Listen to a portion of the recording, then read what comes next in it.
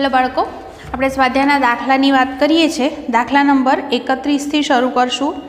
એક ટ્રેન ઢોળાવ વગરના 30 મીટર ત્રિજ્યાવાળા વર્તુળાકાર ટ્રેક પર 54 કિલોમીટર/h ની ઝડપથી દોડી રહી છે।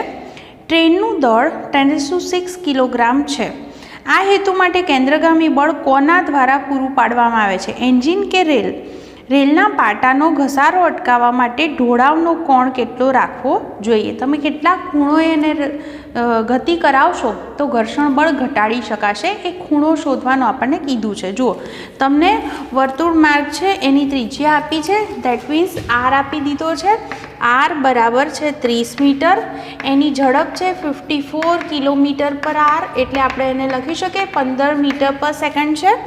બીજું એનું જે દળ છે એ છે 10⁶ કિલોગ્રામ, અને શોધવાનું શું કીધું છે આપણને?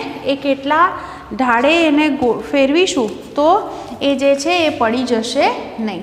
પહેલી વાત તો હું અહીંયા આગળ તમને એ કહી દઉં કે આપણી જે ટ્રેન છે એ ટ્રેનને ગતિ કરવા માટે તમને પૂછેલું છે અહીંયા કે કેન્દ્રગામી બળ કોણ પૂરું પાડે છે? તો અહીંયા આગળ પાટા દ્વારા કેન્દ્રગામી બળ પૂરું પડતું નથી, ટ્રેન દ્વારા અહીંયા આગળ કેન્દ્રગામી બળ પૂરું પડશે, જેથી એ જે છે એ પોતે વળાંક લઈ શકે। ઓકે, તો ત્યાં આગળ જો એને પડી જવું ન હોય, લપસી જાય નહીં, એ માટે વળાંક લેવો હોય તો એની ઝડપ કેટલી હોવી જોઈએ? થીટા અહીંયા ખૂણે એને ઘુમાવવા માટે તો આપણે લખી શકીએ કે V બરાબર શું સૂત્ર છે? √RG tan θ। આ સૂત્ર પરથી વિચાર કરી શકીએ। તો અહીંયા વાક્ય જે છે એ વાક્ય એક લખી દેજો કે અહીંયા આગળ જે ગતિ છે, વર્તુળાકાર ગતિ, એ માટે જરૂરી કેન્દ્રગામી બળ ટ્રેન દ્વારા પૂરું પાડવામાં આવે છે, એટલે કે એના એન્જિન દ્વારા લખી શકાય, પાટા દ્વારા નહીં। ઓકે, અને અહીંયા આગળ જે છે એ ઘર્ષણ બળ જે છે એ મિનિમમ કરવાનું છે, અવગણવાનું છે, એવો અર્થ લઈ શકાય। તો એવા અર્થમાં ઝડપ V બરાબર √RG tan θ સ્ક્વેર કરી દઉં તો V² = RG tan θ થાય, અને આમાંથી હું tan θ ને સૂત્રનો કરતા કરી દઉં તો શું થશે? V²/RG। તમે બધી કિંમત જાણો છો, Vની વેલ્યુ 15 છે, 15², R છે 30 છે, અને G છે એ 10 છે। 15નો વર્ગ એટલે શું થાય? 225, અને એને તમે 300થી ભાગી દો, તમારો આન્સર 0.7653 આવશે। આ શું મળ્યો તમને? tan θ। તો થીટા શોધવું હોય તો થીટા બરાબર શું લખાય? tan ઇનવર્સ 0.7653 નેચરલ ટેન્જન્ટની અંદર જોઈ લેશો તો તમારો આન્સર મળશે 37.4 ડિગ્રી, હે ને? તો આ રીતે આપણે એને ગણી શકીએ કે કેટલા ખૂણે હોય તો એ ટ્રેન જે છે એ પાટા પરથી પડી જશે નહીં। તો આપણે એની સલામત ઝડપનું સૂત્ર લઈ લીધું અને એની અંદરથી tan θ ને સૂત્રનો કરતા કરી દીધો છે। બધી જ માહિતી આપણને અહીંયા આગળ આપેલી હતી, બરાબર? સિમ્પલ દાખલો છે, આ રીતે તમે એને ગણી શકશો। હવે એના પછીના દાખલાની વાત કરું। જુઓ શું કહે છે એમાં, એની અંદર એમ કહે છે હવે આપણને કે એક આકૃતિ દર્શાવી છે અને એમાં 50 કિલોગ્રામનો એક માણસ 25 કિલોગ્રામ દળના એક બ્લોકને જુદી જુદી રીતે ઊંચકી રહ્યો છે। બે કિસ્સામાં માણસ વડે તળિયા પર કેટલું ક્રિયાબળ લાગશે? જો તળિયું 700 ન્યૂટન લંબબળ વડે નમી જતું હોય તો માણસે બ્લોકને ઊંચકવા કઈ રીત અપનાવવી જોઈએ જેથી તળિયું નમી પડે નહીં? એ જે છે તળિયું નમી ન પડે એવી સ્થિતિ રાખવાની છે। ઓકે, તમને અહીં આગળ જે આકૃતિ આપી છે એ બે આકૃતિ હું દોરવાની કોશિશ કરું। પહેલી આકૃતિ જે છે એ પહેલી આકૃતિમાં આવું દર્શાવ્યું છે કે આપણો આ જે પદાર્થ છે કેટલા કિલોગ્રામનો છે? 25 કિલોગ્રામનો છે। એને અહીંયા આગળથી એ ઉપર તરફ લઈ જવા માંગે છે માણસ। અહીંયા આગળ એના હાથ દર્શાવ્યા છે, હું માણસ આખો નથી દોરવાની। ઓકે, આ એના હાથ છે। ઓકે, આ રીતે જે છે એ એને આ બાજુ આમ ખેંચી રહ્યો છે। તો બીજી જે આકૃતિ છે એ બીજી આકૃતિની અંદર એવું દર્શાવ્યું, પાછો આપણો 25 કિલોગ્રામનો બ્લોક, ઓકે, એને અહીંયા આગળથી કંઈક આવી સ્થિતિ કરી છે કે અહીંયા ગરગડી છે અને એની ઉપરથી એ જે દોરડું છે એને પસાર કરેલું છે અને પછી એ ખેંચે છે। તમે એક ઇમેજિન કરી શકો કે કૂવામાંથી જે રીતે પાણી ખેંચતા હોય છે એ રીતની કંઈક સ્થિતિ થઈ, બરાબર? આ રીતે એને ખેંચે છે। ઓકે, આ પણ ક્યાં જશે? ઉપર જ જશે। આવી તમને આકૃતિ દર્શાવેલી છે। ઓકે, ચલો હવે આની અંદર શું કહે છે એ સમજો. પ્રશ્નની અંદર એમ કહે છે કે બ્લોકને જુદી જુદી રીતે ઉંચકે છે તો બે કિસ્સામાં માણસ વડે તળિયા પર કેટલું ક્રિયાબળ લાગશે. જો માણસ વડે તળિયા પર લાગતું ક્રિયાબળ શોધવાનું કીધું છે તો અહીંયા આગળ આ જે માણસ છે, પહેલાં તો આપણે જે બધા બળ છે ને એનો વિચાર કરવો પડશે. અહીંયા આગળ માણસનું દળ જે છે એ મને 50 કિલોગ્રામ આપેલું છે. આ માણસનું દળ છે 50 કિલોગ્રામ. પહેલું તો તમે આટલું વિચારો કે જ્યારે પણ દોરડાને ખેંચવામાં આવે તો દોરડાની અંદર શું થાય? તણાવ બળ ઉત્પન્ન થાય. તો અહીંયા આગળ જ્યારે આ બ્લોક સ્થિર સ્થિતિમાં હોય તો આવી સ્થિતિ થાય ને કે અહીંયા આગળ આ બ્લોક છે બરાબર, એનું પોતાનું વજન બળ હોય કેટલું? mg જેટલું. અને અહીંયા દોરડું બાંધેલું છે તો આ બ્લોક સ્થિર રહે એના માટે શું જરૂરી છે? એટલું જ ઉપર તરફ શું લાગતું હોય? તણાવ બળ. એટલે કે દોરીમાં ઉદ્ભવતું તણાવ બળ મારે શોધવું હોય તો બ્લોક સંતુલન સ્થિતિમાં હોય એ સમયે હું કહી શકું કે T બરાબર mg હશે. એટલે કે હું તણાવ બળ પહેલાં તો ગણી લઈશ. ઓકે, પહેલો પોઈન્ટ આપણે અહીંથી શરૂ કરીએ. પછી બીજો પોઈન્ટ આપણે એવો કરીશું કે આ બંને આકૃતિ માટે ફ્રી બોડી ડાયાગ્રામ દોરી દઈશું. જો ફ્રી બોડી ડાયાગ્રામ દોરી દઈએ તો એના પરથી કેટલું ક્રિયાબળ લાગે છે એ ક્રિયાબળ આપણે ગણી લઈશું. ઓકે, તો 1 by 1 જે છે એ બધી વસ્તુ જોતા જઈએ. ચલો, તો અહીંયા આગળ હું લખું કે જ્યારે બ્લોક સ્થિર સ્થિતિમાં હોય ત્યારે એના માટે આપણે આકૃતિ દર્શાવીએ તો આવું થાય. એનું નીચે તરફ શું લાગે છે? વજન બળ લાગે છે mg. એટલું જ ઉપર દોરડાની અંદર શું લાગતું હોય? તણાવ બળ. માટે શું લખી શકાય? દોરીમાં તણાવ બળ T બરાબર કેટલું હશે? mg જેટલું. m જે છે એ છે બ્લોકનું દળ, એ છે 25 અને g જે છે એ 10, એટલે કેટલું હશે? 250 ન્યૂટન. આટલું જે છે એ દોરડાની અંદર તણાવ બળ લાગતું હશે. હવે આપણે જે છે ને આ બંને કિસ્સાની અંદર ફ્રી બોડી ડાયાગ્રામ દોરીશું. પહેલી આકૃતિ માટે હું પહેલાં FBD દોરું છું. તો ફ્રી બોડી ડાયાગ્રામ આપણે દોરવો છે. ઓકે, કોના માટે? જુઓ, માણસ છે એ એની સંતુલન સ્થિતિમાં રહેશે, માણસ પડી જતો નથી. તો હવે જુઓ, વિચાર કરો અહીંયા આગળ. પહેલાં તો આ છે અહીંયા આગળ તમારે જે ક્રિયાબળ શોધવાની કીધી છે તો એ એટલે હું એને n થી દર્શાવું છું. તો એ જે છે આના પગ આગળ આપણે દર્શાવીએ તો લંબ બળ જે છે એ n1 ઉપર તરફ લાગતું હોય. એનું પોતાનું જે છે એ પોતાનું વજન બળ છે એ નીચે તરફ લાગે. એનું દળ હું કેપિટલ M થી દર્શાવું તો mg જેટલું નીચે તરફ લાગતું હોય. અને અહીંયા આગળ જે છે આ માણસ આગળ જો હું આખી કન્ડિશન અહીંયા આગળ ફ્રી બોડી ડાયાગ્રામની અંદર દોરું ને તો આવું થાય. જુઓ, આ માણસ છે, આપણે કીધું નીચે તરફ એનું કયું બળ લાગે છે? વજન બળ mg. અહીંયા આગળ જે છે લંબ બળ એ બળ n1 અહીંયા આગળ આ રીતે દર્શાવાય. સાથે સાથે તમે આ પોઈન્ટ આગળ જુઓ તો અહીંયા આગળ આ બ્લોક જે છે એ બ્લોક અહીંયા આગળ દોરીની નીચે લટકાવેલો છે.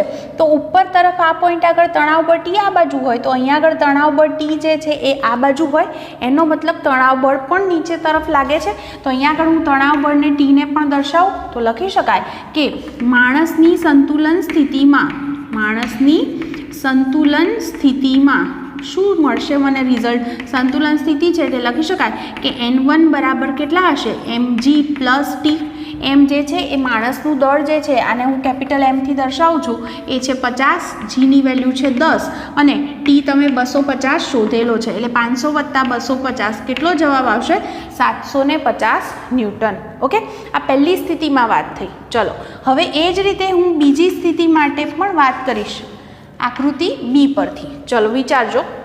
હવે અહીંયા આગળ જુઓ કેવી સ્થિતિ થશે? લંબ બળ n ઉપર તરફ લાગે, આનું વજન બળ mg હોય એ નીચે તરફ લાગતું હોય. હવે તમે આના તણાવ બળની વાત કરો તો અહીંયા આગળ જુઓ, આ જે પોઈન્ટ છે આ પોઈન્ટ આગળ તણાવ બળ T ઉપર તરફ છે.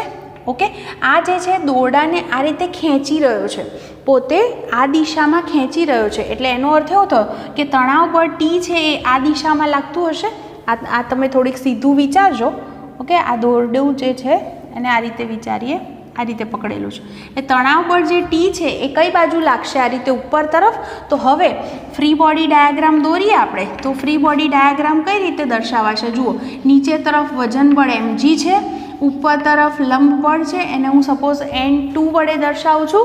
N2 લાગે છે અને સાથે સાથે જે તણાવ બળ T છે એ પણ ઉપર તરફ જ લાગે છે. તો લખી શકાય કે માટે માણસની સંતુલન સ્થિતિમાં શું ઇક્વેશન બનશે આપણી પાસે? શું લખાશે? N2 plus T is equal to mg. તો મારે N2 શોધવાના હતા એટલે શું થશે? mg માઇનસ T થશે. m છે 50, g છે 10 અને આ છે 250. 500માંથી 250 બાદ કરો એટલે જવાબ શું આવશે? 250 ન્યૂટન. હવે તમને કીધું છે કે માણસ જે છે બંનેમાંથી કઈ સ્થિતિ પસંદ કરવી જોઈએ. તો તમને અહીંયા આગળ ક્વેશ્ચનની અંદર એક વાક્ય આવું લખેલું છે કે તળિયું 700 ન્યૂટન લંબ બળ લગાડો ને તો નમી જાય છે. તો જુઓ અહીંયા આગળ જે છે એ લંબ બળ જે છે પહેલા કિસ્સામાં 750 લગાડ્યું તો વધુ લાગે છે. દેટ મીન્સ કે એમાં તળિયું નમી જશે. પણ બીજા કિસ્સામાં 250 જવાબ આવ્યો જે 700 કરતાં ઓછો છે. એટલે લખી શકાય કે આ કિસ્સા જે છે એમાં તળિયું નમી જશે નહીં. માટે આ સ્થિતિ પસંદ કરવી જોઈએ. તો લખજો ને વાક્ય આ રીતે કે તળિયું ન નમી જાય એ માટે બળ કેવું હોવું જોઈએ? 700 ન્યૂટન કે એના કરતાં ઓછું. તો અહીંયા સ્થિતિ બીની અંદર આ બળ લંબ બળ 250 છે જે લેસ ધેન 700 છે. માટે સ્થિતિ વિકલ્પ બી પસંદ કરવો જોઈએ. ઓકે, આવું વાક્ય તમારે લખી લેવાનું છે. સમજાઈ ગયો હશે દાખલો શું કીધો છે? હવે એના પછીનો જુઓ. એની અંદર શું કહે છે? હવે ક્વેશ્ચનની અંદર આવી રીતે પ્રશ્ન આપ્યો છે આપણને કે 40 કિલોગ્રામનો એક વાંદરો એક દોરડું કે જે મહત્તમ 600 ન્યૂટનનું તણાવ ખમી શકે છે એના પર ચડે છે. નીચેનામાંથી કયા કિસ્સામાં દોરડું તૂટી જશે? પહેલામાં કહે છે વાંદરો 6 મીટર પર સેકન્ડ સ્ક્વેરના પ્રવેગથી ઉપર ચડે છે. અહીંયા આગળ તમને કીધું છે કે ટી મેક્સિમમ ક્યાં સુધી થાય? 600 ન્યૂટન સુધી થાય ત્યાં સુધી વાંધો નથી. એનાથી વધારે જો તણાવ બળ થશે તો દોરડું તૂટી જવાનું છે. ચલો, પહેલો જે કિસ્સો છે એ પહેલા કિસ્સાની અંદર શું કહે છે કે વાંદરો 6 મીટર પર સેકન્ડ સ્ક્વેરના પ્રવેગથી ઉપર ચડે છે. આપણે એનો ફ્રી બોડી ડાયાગ્રામ દોરીએ તો શું થાય? અહીંયા આગળ આ વાંદરો છે, બરાબર? તો નીચે તરફ શું લાગતું હોય? એનું વજન બળ લાગતું હોય mg. ઓકે, બીજું એ અહીંયા આગળ જે દોરી છે આ જે વાંદરો છે એ પ્રવેગથી ઉપર ચડી રહ્યો છે. પહેલું તો એ નીચે લટકી રહ્યો છે તો દોરડાની અંદર તણાવ બળ T ઉપર તરફ લાગતું હશે. નીચે લટકે છે એટલે તણાવ ઉપર તરફ લાગે. ઓકે, અને પોતે કેટલા પ્રવેગથી ઉપર ચડે છે? તો પ્રવેગ જે છે એ ઉપર તરફ છે. તો આટલી સ્થિતિ થઈ. તો અહીંયા આગળ આકૃતિ પરથી ફ્રી બોડી ડાયાગ્રામ પરથી આપણે લખી શકીએ કે અહીંયા આગળ આ ઉપર જાય છે એટલે T માઇનસ mg કહેવાય. બરાબર m એ લખવું પડે. સમજાયું આ તમને? તો હવે અહીંયા આગળ આ કેટલું તણાવ બળ ઉત્પન્ન થયું છે હું એનું નામ T ડેશ આપું છું. તો T dash is equal to શું થશે? ma plus mg. અહીંયા આગળ m કોમન લખી દઉં તો ઇન્ટુ a પ્લસ g લખાય. વાંદરાનું દળ જે છે એ દળ કેટલું આપ્યું છે આપણને? 40 કિલોગ્રામ. અને કેટલા પ્રવેગથી એ ઉપર જાય છે? 6. બરાબર? તો અહીંયા 16 ગુણ્યા 40 થશે. બરાબર? એટલે 40 ગુણ્યા 16 એટલે 640 ન્યૂટન. તો આ બળ વધી ગયું. એટલે એનો મતલબ એમ કહેવાય કે અહીંયા આગળ T dash greater than T maximum હોવાથી દોરડું તૂટી જશે. ખ્યાલ આવ્યો કેમ? કારણ કે તણાવ બળ વધારે ઉત્પન્ન થઈ ગયું, એ પોતે આ રીતે ઉપર જાય છે માટે. બસ, તો આ રીતે બધાની અંદર ફ્રી બોડી ડાયાગ્રામ પરથી જ આપણે સમજી શકીએ. બીજામાં 4 મીટર પર સેકન્ડ સ્ક્વેરના પ્રવેગથી નીચે ઉતરે છે કીધું છે. તો ફરી પાછો ફ્રી બોડી ડાયાગ્રામ દોરીએ તો નીચે વજન બળ લાગે છે, ઉપર તણાવ બળ લાગે છે. આ બે ફિક્સ છે. ઓકે, અને નીચે ઉતરે છે એટલે પ્રવેગ નીચે તરફ છે. તો હવે શું લખી શકાય સમીકરણ? જુઓ, નીચે ઉતરે છે એટલે mg માઇનસ ટી થશે. ઓકે, બરાબર શું લખવાનું? ma. તો ટી ડેશ નામ આપશું. ટી ડેશ બરાબર શું થશે? અહીંયા આગળ ma આ બાજુ આવશે, ટી ડેશ આ બાજુ જશે એટલે mg minus ma. m common છે એટલે ઇન્ટુ g માઇનસ a કરશો. m છે 40, g છે 10, પ્રવેગ છે 4. ઓકે, એટલે 40 ગુણ્યા 6 શું જવાબ આવ્યો? 240 ન્યૂટન. તો અહીંયા આગળ ટી કેવો મળ્યો છે? લેસ ધેન મળ્યો ને. એટલે T dash less than T maximum માટે દોરડું તૂટશે નહીં.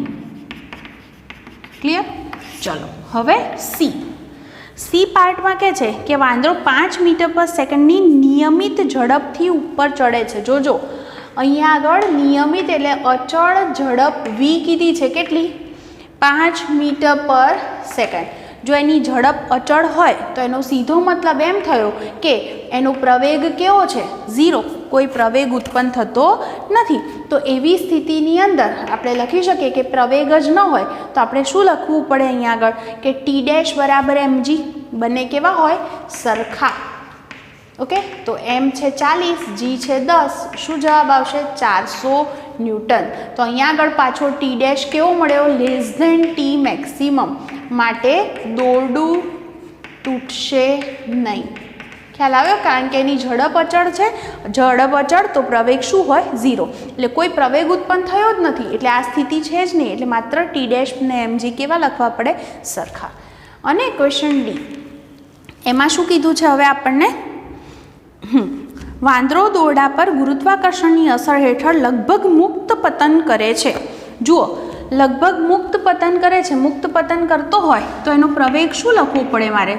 મુક્ત પતન થાય ત્યારે પ્રવેગ શું હોય? g જેટલો હોય. તો ફરી પાછું તમે ફ્રી બોડી ડાયાગ્રામ પરથી વિચારો તો માત્ર ફરક શું આવશે? તમારા સૂત્રમાં આ જ રીતે લખાશે, પણ પ્રવેગ મારે શું લખવો પડશે? g જેટલો લખવો પડશે.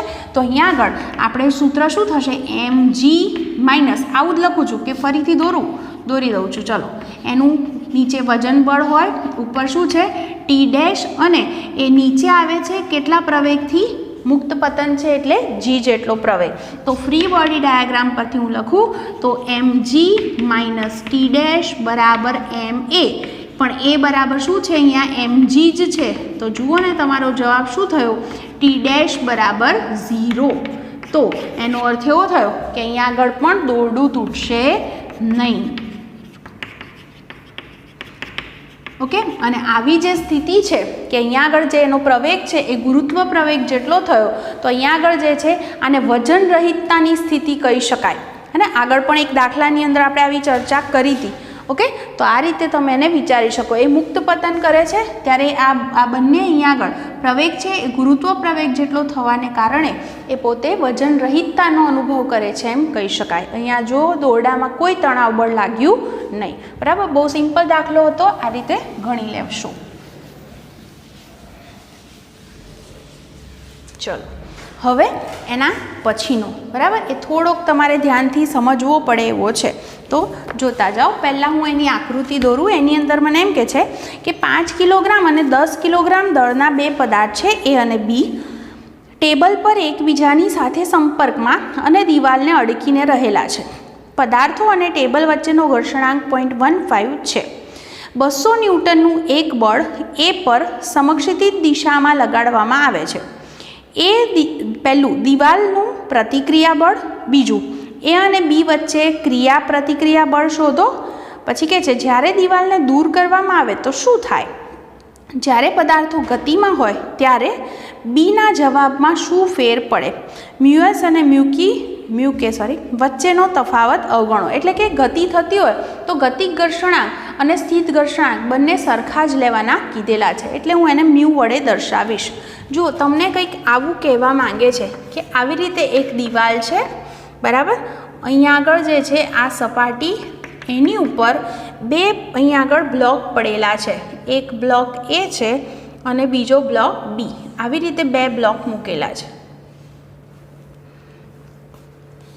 આ એ, આ બી. આ 5 કિલોગ્રામનો છે, બરાબર, અને આ 10 કિલોગ્રામનો છે. અને અહીંયા આગળથી તમે 200 ન્યૂટન બળ લગાડો છો, આવું તમને કહી દીધું છે. તો માસ ઓફ એ 5 kg અને માસ ઓફ બી છે એ કેટલું છે? 10 kg. અને તમે જે બળ લગાડો છો એફ એ છે 200 ન્યૂટન. આવું બધું કીધું છે. પહેલું છે ને દિવાલનું પ્રતિક્રિયા બળ, પછી એ અને બી વચ્ચેનું ક્રિયાબળ, એક ઘર્ષણાંક આપ્યો છે તો એ પણ લખી દો 0.15. બરાબર, આ બધી વસ્તુ તમને શોધવાની કીધેલી છે. પહેલું તો છે ને હું તમને આકૃતિમાં જે સમજાવું છું એ બહુ ધ્યાનથી જોજો. અહીં આગળ પહેલું જે છે ને તમે વિચારો, અહીંયા દિવાલ છે, બરાબર, અહીંથી 200 ન્યૂટન બળ લગાડશો છતાં પણ દિવાલ છે સામે અને આ બ્લોક એને અડાડેલા જ છે, એનો મતલબ એમ થયો દિવાલ તો ખસવાની નથી, એટલે બ્લોક છે એ સ્થિર સ્થિતિમાં જ રહેશે, આવો અર્થ થયો. પણ થાય શું એ વિચારો. અહીંયા આગળથી જે બ્લોક છે એ બ્લોક જે છે એ પોતે બી ઉપર બળ લગાડે, હે ને, એવી જ રીતે બી છે એ ઉપર બળ લગાડે, આવું કહી શકાય.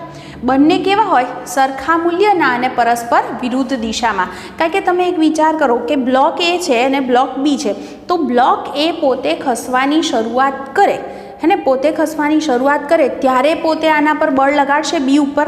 તો તમે 200 ન્યૂટનનું બળ લગાડ્યું છે, તો એને કારણે આ બ્લોક જે છે એ ખસવાની શરૂઆત કરે એટલે આના પર બળ લાગે, અને આના પર બળ લાગે એટલે સામે પ્રતિક્રિયા બળ લગાડે.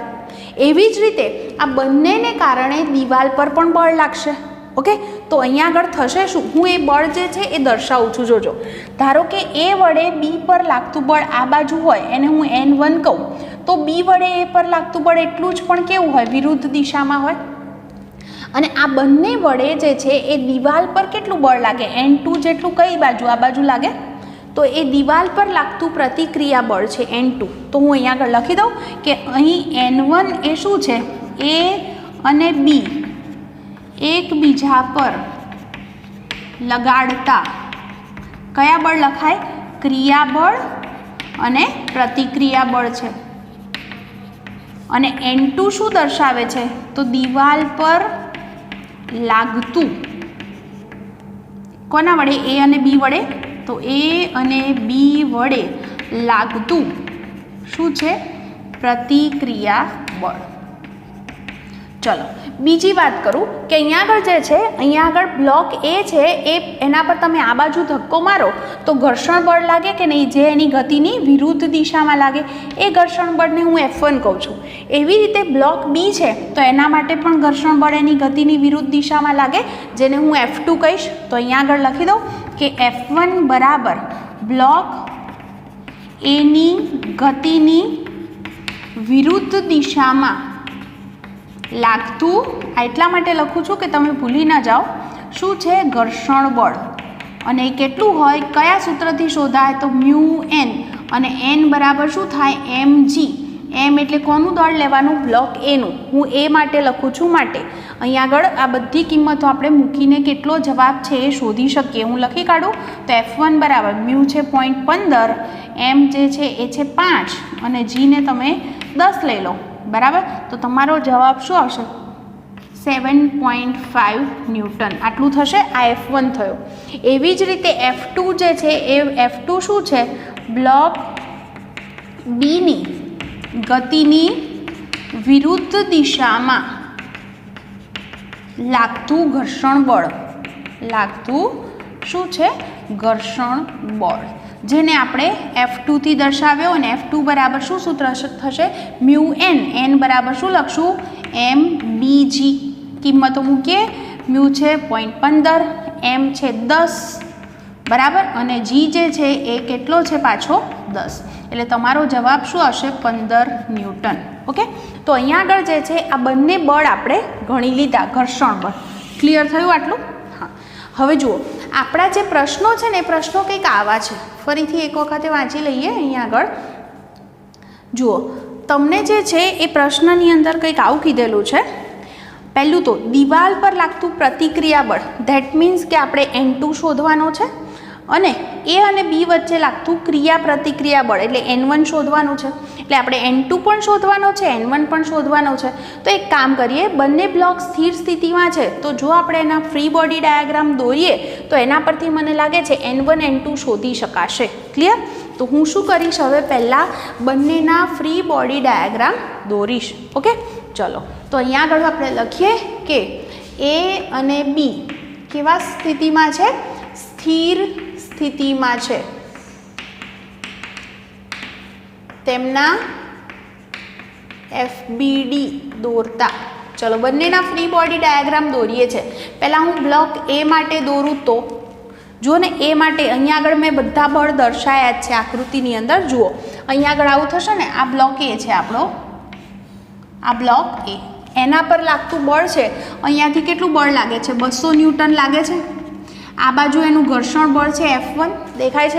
અને અહીંયા આગળ જે છે તમે ખાસ આ વસ્તુ ભૂલ નહીં કરતા, અહીંયા આગળ કે બ્લોક A પર લાગતા બધા બળ જોવાના છે। તો A પર કેટલું બળ લાગે છે? N1 લાગે છે, બરાબર। અને કઈ બાજુ લાગે છે? આ બાજુ B વડે, એટલે એ બળ મારે આ N1 આમ દર્શાવવાનું, કોના વડે લાગતું? B વડે લાગતું, કારણ કે A પર લાગતા બધા બળ લખીએ છીએ એટલે, તો A પર B વડે N1 બળ લાગે છે। તો હવે જુઓ, આના પરથી મારે લખવું હોય તો શું લખી શકીએ આપણે?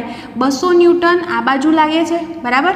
તો 200 બરાબર, અને અહીંયા આગળ જે છે N1 અને F1 આ બાજુ લાગે છે, એટલે N1 પ્લસ F1। તો N1 શોધવો હોય મારે તો 200 માઇનસ F1 થશે, એટલે 200 માઇનસ F1, F1 એટલે કેટલા હતા? 7.5।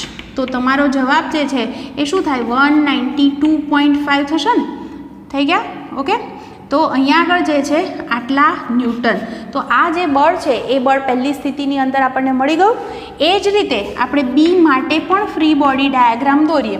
તો બી માટે દોરીએ છે ત્યારે બી ઉપર લાગતા બળ, તો બી પર એક તો એ વડે N1 બળ લાગે છે, એનું જે ઘર્ષણ બળ F2 આ બાજુ છે, અને આ જે દિવાલ છે તો દિવાલ જે છે એના વડે એટલું જ બળ એના પર લાગતું હોય।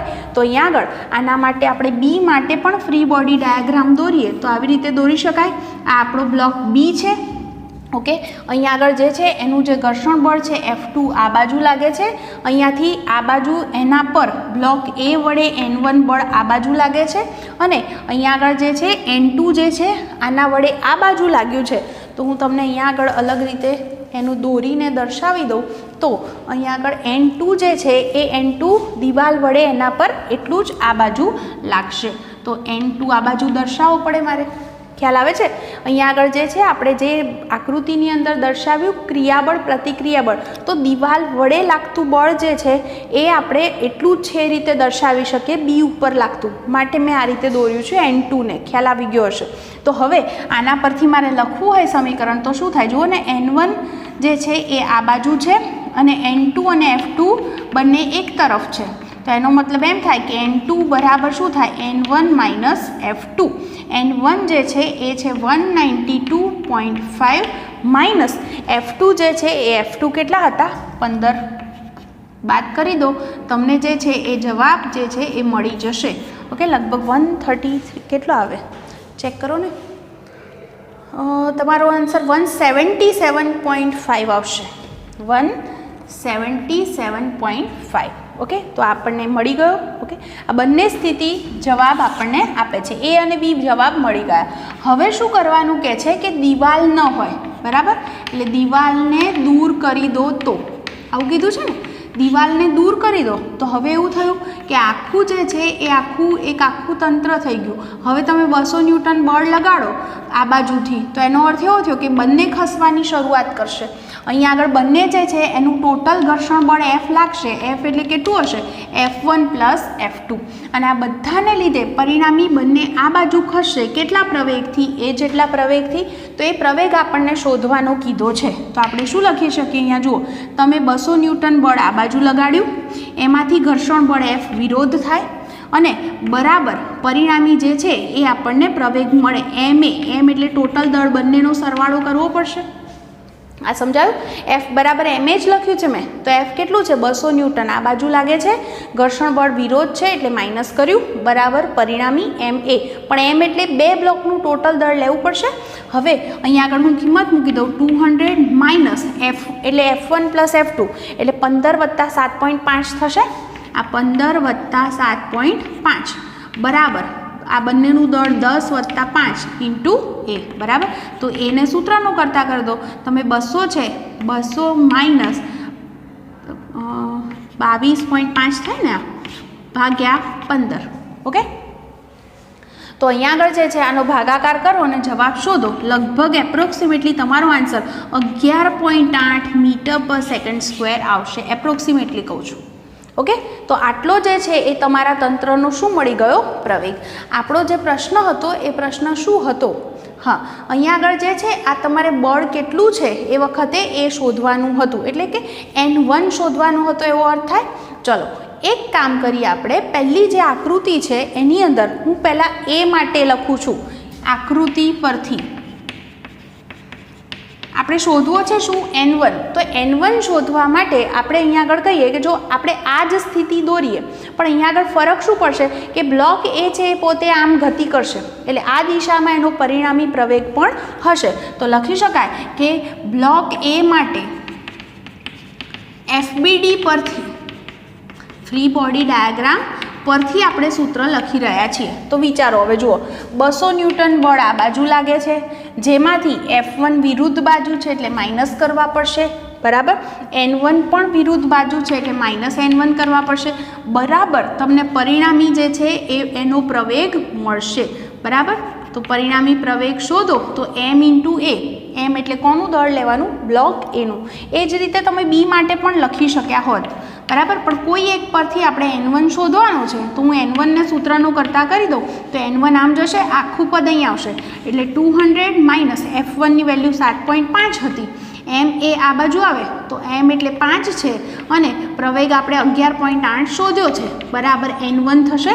તો અહીં આગળ જે છે N1 બરાબર શું જવાબ આવે ગણી કાઢો ને તો એટલા ન્યૂટન હે ને. તો અહીંયા આગળ જે છે N1 ની વેલ્યુ તમારી આવવી જોઈએ એપ્રોક્સિમેટલી 133.3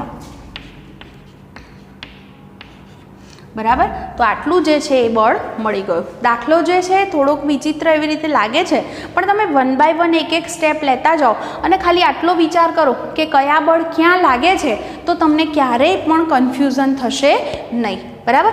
આ જે છે N2 એ પ્રતિક્રિયા બળ હતું. તો આ વસ્તુ સમજવાની આ જ રીતે છે કે અહીંયાથી આમ બળ લાગે એટલું જ અહીંથી આમ લાગે એટલે સરખા જ હોય પણ તમે કઈ જગ્યાએ કોના પર લાગતા બળ વિચારો છો એ પ્રમાણે એની દિશા દર્શાવવાની રહેશે. તો આ રીતે ફરી એક વખત જરૂર લાગે તો અહીંયા આગળ ફરીથી એને જોઈ લેજો એટલે તમને આખો દાખલો જે છે એનો આઈડિયા આવી જશે. હવે એના પછીનો જોઈએ. જુઓ શું કહે છે હવે એ રકમ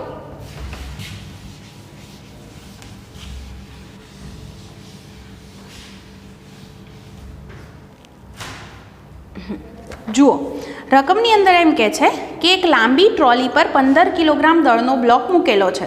બ્લોક અને ટ્રોલી વચ્ચેનો સ્થિત ઘર્ષણાંક 0.18 છે. ટ્રોલી સ્થિર સ્થિતિમાંથી શરૂ કરી અને 20 સેકન્ડ માટે 0.5 મીટર પર સેકન્ડ સ્ક્વેરથી પ્રવેગિત થઈ અને ત્યારબાદ નિયમિત વેગથી ગતિ કરે છે. એટલે પહેલાં પ્રવેગ છે પછી નિયમિત વેગ થઈ જાય છે એટલે કે પ્રવેગ 0 થઈ જાય છે.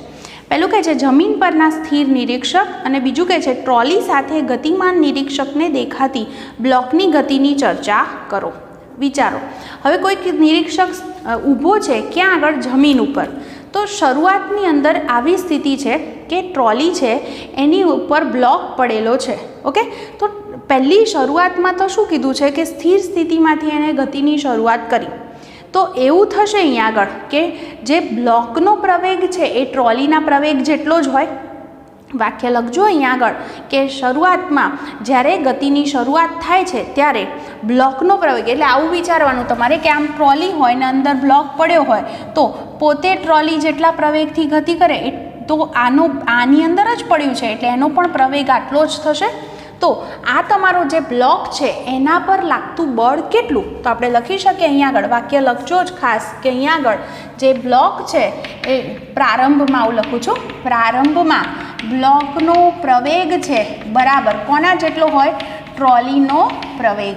એટલે કે ટ્રોલીનો પ્રવેગ હતો શું અહીંયા આગળ 0.5 મીટર પર સેકન્ડ સ્ક્વેર.